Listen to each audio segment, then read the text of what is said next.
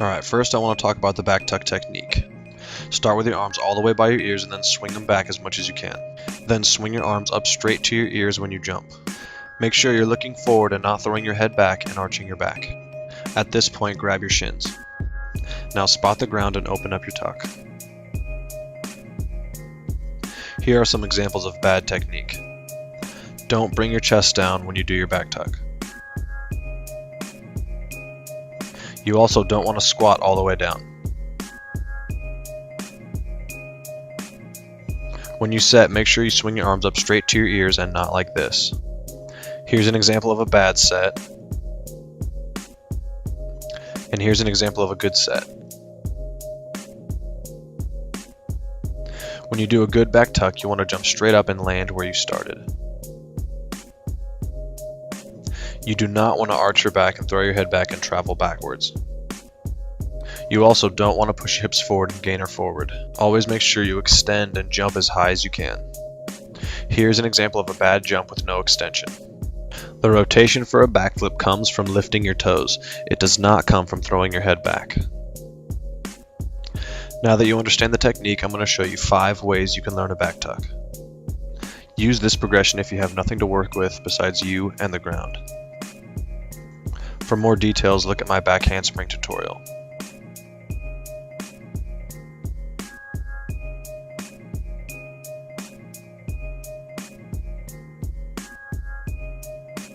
Once you're at this point, to go from here to here, you have to change your arms. Instead of swinging them to the side, swing them straight up over your head. Now we have to change your back handspring into a back tuck. To do this, start to jump higher in your back handspring and bring your toes down sooner.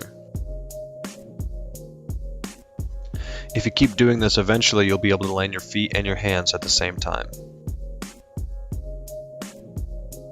Now try and land your feet just before your hands. Now do the same thing, but try not to touch your hands. Keep them there just in case, but don't touch them. Now that you have a backflip, the next step is just to fix your technique. Use this progression if you have a friend that you trust. First, have your friend pick you up. If your friend cannot pick you up like this, he cannot safely spot you on a back tuck. First, use this drill to understand the back tuck technique. When you first do this, your spotter is going to be doing all of the work. He's going to pick you up and throw you into a back tuck, keeping his arm on your back the entire time. He's going to use both of his arms, not his hands. He's going to use his dominant arm to support your back, and he's going to use the other arm to throw your feet over. When first doing this, try to use a mat, go downhill, or go into sand.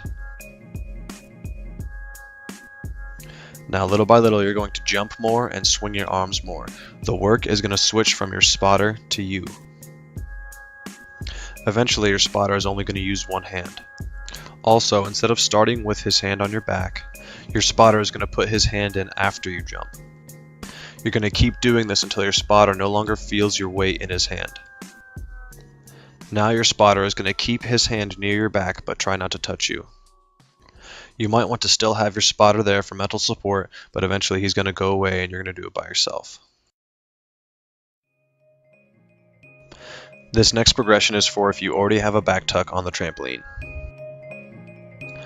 First, make your bounces lower and lower until you can do it from standing. Now put a mat in to help kill the bounce. If you're doing this on your backyard trampoline, use a substitute like a mattress or couch cushions. Now drag the mat over to the frame of the trampoline and do the backflip from the frame. I've seen lots of people do this in their backyard. If you're at a gym now, you can just do them down thinner and thinner mats till you're on the floor.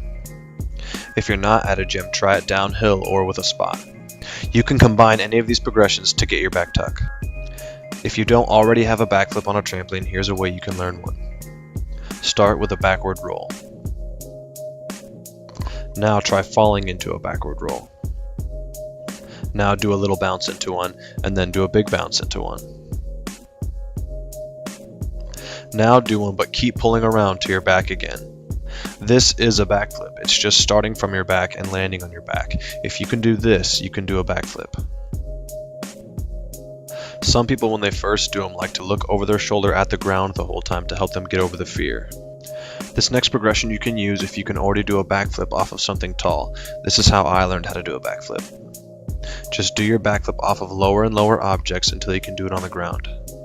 The way I learned is first I did it off a diving board into water, and then I did it off my friend's deck into a pool, and then I did it off my friend's deck onto his trampoline, and then I did it off his deck onto the ground. And then I did it off of random objects, each one getting lower and lower until I did it going downhill, and then I did it on flat ground. Once you can do your back tuck, if you want to make it stronger, do it going uphill. Start with small object and gradually make them bigger and bigger. Well, that's about everything I can think of. I hope that was helpful, and thanks for watching.